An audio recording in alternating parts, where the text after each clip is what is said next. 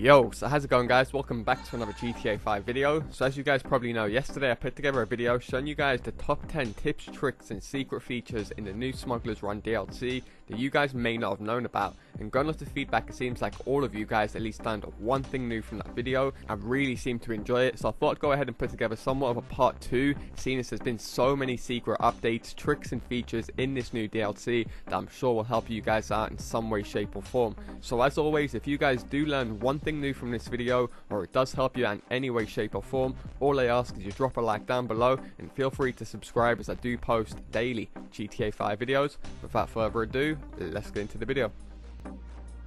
Okay, so as I'm sure most of you guys are aware now, with all of these new weaponized vehicles or aircrafts that Rockstar Games have recently introduced, they usually come with two different prices, the buy now price or the trade now price, and you guys can end up saving a ton of money by ordering your vehicle through the trade now price. However, you guys can only unlock the trade now price by completing hangar missions, which I'm sure some of you guys might be aware if you've watched my hangar money guide already. However, I know a ton of you guys may be confused on how many missions you actually have to complete to unlock the discount for each individual vehicle, and here on screen is the amount of missions that you guys do need to complete to unlock the trade price for each individual vehicle. If you guys aren't aware, in most cases you guys can save near enough $1 million on the more bigger aircrafts if you guys go ahead and unlock the trade price, so I'd definitely go for that. However, as I'm sure you guys are aware by now, we can now own aircrafts as personal vehicles in GTA 5 Online, and we can now request these vehicles via the interaction menu, and instead of them being delivered to the nearest airstrip or the nearest Pegasus pickup, these vehicles will now be delivered to the most suitable location. However, the game says it's the most suitable location, but in some cases these locations can still be miles away from you.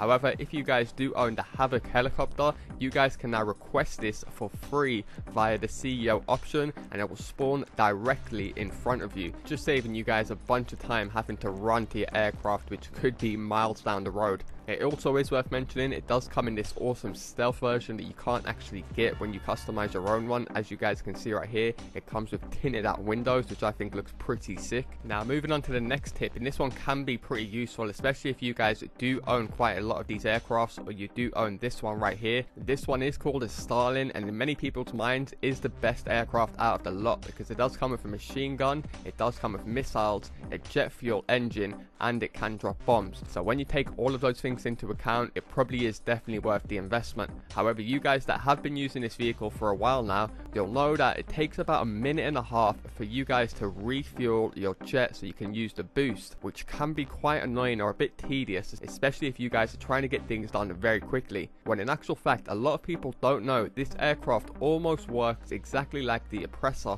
What you guys will have to just do in order to recharge the jet quicker is just touch the wheels on the ground for about 5 to 10 seconds, and what you guys will notice is when you lift off again, your jet will be recharged up for you guys to go ahead and use it as much as you want, as often as you want. Now, did you guys also know that when you get in a bunch of the new aircrafts, instead of receiving one parachute like you normally would from getting in a Buzzard or a Hydra, you guys will now receive 2 parachutes. So in case you guys do jump out or you're getting shot down, you'll now be able to cut your parachute and reignite the second one, just giving you guys much more opportunity to get out of those sticky situations. Now, one feature could have major implications with this new update. As I'm sure you guys are aware, now these aircrafts or the Pegasus vehicles, whether they're the new ones or the old ones, can now be classified as personal vehicles, which means if you guys do go ahead and destroy another player's vehicle, you will have to pay the insurance costs. Rockstar Games have went ahead and capped this at $1,000. However, that isn't a big issue. As I'm sure you guys might be aware, some of these players in the aircrafts might be hunting you down or just griefing you,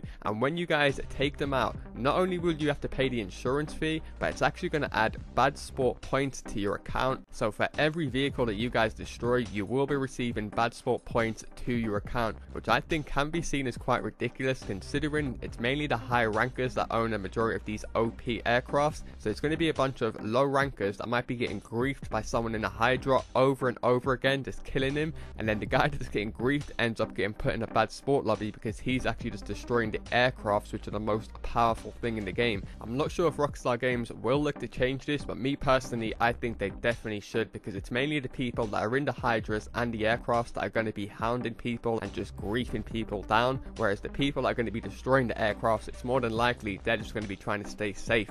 Now, this next tip is for you guys that want to be big ballers, but you don't quite have the pockets to match up for your ambitions. So you guys can pretty much fake it until you make it. As I'm sure some of you guys might be aware, still the most expensive aircraft in the game is this golden Luxor. As you guys can see on screen, it will set you guys back an insane, mind-blowing, absolutely just crazy, out of this world galaxy $10 million. Not weaponized, no protection, no countermeasures. The thing is just gold and comes with cigars and champagne. However, what you guys can do to save yourself around $8.4 million is go ahead and you can just buy the normal Luxor. And obviously, now that we can customize aircrafts inside of a hangar, all you have to do is apply the pure gold paint job to this, and it's practically identical to the $10 million jet. All you guys won't get is the champagne and the cigars, but for $8 million, is it really worth a bit of champagne and cigars? Okay, so in case you guys didn't know already, the Smugglers Run DLC in actual fact included 20 different vehicles. Only 9 ended up getting released last Tuesday, and 11 of these vehicles are yet to be unreleased. However, what you guys may notice is if you do own a hangar and you do end up selling a bunch of your product, you do actually get an opportunity to use a bunch of these unreleased vehicles. The one on screen you can see right here is the Sea Breeze. You can also use the Bombushka as well as the Pyro aircraft. Now, of course, it is worth mentioning Rockstar Games will start drip feeding each of these new vehicles throughout the next coming weeks, starting next Tuesday. I did see a lot of fake YouTubers try and report that there would be a new vehicle coming out today, this Tuesday, but anyone that knows how Rockstar Games roll out these DLCs, they never drip feed a vehicle straight after the week after the actual DLCs come out. They didn't do it with Gun Running DLC, and they're not going to do it to Smugglers Run DLC. However, you guys can expect to see a new vehicle getting released next Tuesday, which I will definitely be covering in full detail on my channel, so stay tuned for that. However, it is also worth mentioning, by completing cargo missions right now for your hangar, you will also be counting towards the trade price for the new vehicles, the same way we could with the vehicle warehouse and the gun running update. Now, in case you guys are wondering, what are these unreleased vehicles to be released in the coming weeks and how much will they cost, so you guys know how much you have to start saving as of right now, as the vehicles we can currently own in the game are extremely expensive. So I know a lot of you guys are going to be extremely skeptical.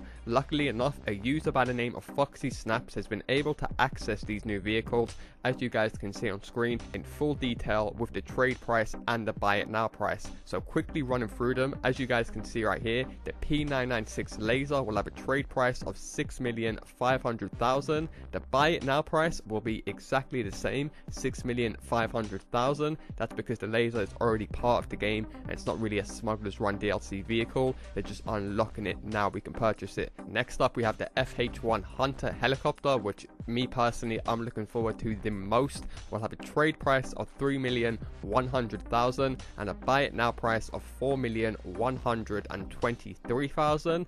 Next up, we have the P45 Nakota, which will have a trade price of 1,995,000 with a buy it now price of 2,653,000. Next up, we have the Batmobile, aka the Vigilante, aka probably the most anticipated vehicle in the game. Once again, will come with only one price of 3,750,000. And after that, we have the Pyro aircraft, which will set you guys back 3,350,000 for the trade price. And if you guys were to buy it right now straight away, it would set you guys back 4,455,000. Next up, we have the Mogul aircraft, which will have a trade price of 2,350,000 with a buy it now price of 3,125,000. And after that, we have the most expensive vehicle out of all of the unreleased vehicles, and that is the RM10 Babushka. That will set you guys back 4,450,000 for the trade price. And if you guys were to buy it now straight away, it would come in just under $6 million at $5,918,000. Plus, there will be 2 new vehicles available through Legendary Motorsport: the Coil Cyclone, which will set you guys back $1,890,000, and secondly, the Rapid GT Classic, which will set you guys back 885,000. And finally, there will be 2 new vehicles available available through the Elitist website. There will be the Seabreeze, which you guys saw gameplay of earlier, with a trade price of 850k and a buy it now price of 1,130k. And then finally we have the Howard NX25, which is a stunt plane of a trade price 975k and a buy it now price of $1,296,000, which I'm not gonna lie is pretty pricey for a stunt plane. Nonetheless, that's going to do it from me, guys. I only meant to cover 10 things that you guys probably didn't know about this Smugglers Run DLC, and I ended up covering about 15. So hopefully you guys do appreciate that, and if you guys do support this channel or you did learn one thing new in this video, all I ask is you return the favor by dropping a like down below, and also do feel free to subscribe as I do post daily GTA 5 videos. Do stay tuned for a new money guide dropping tomorrow. I've been your host, Laser Gaming. Thanks a lot for watching, and I'll see you in my next video.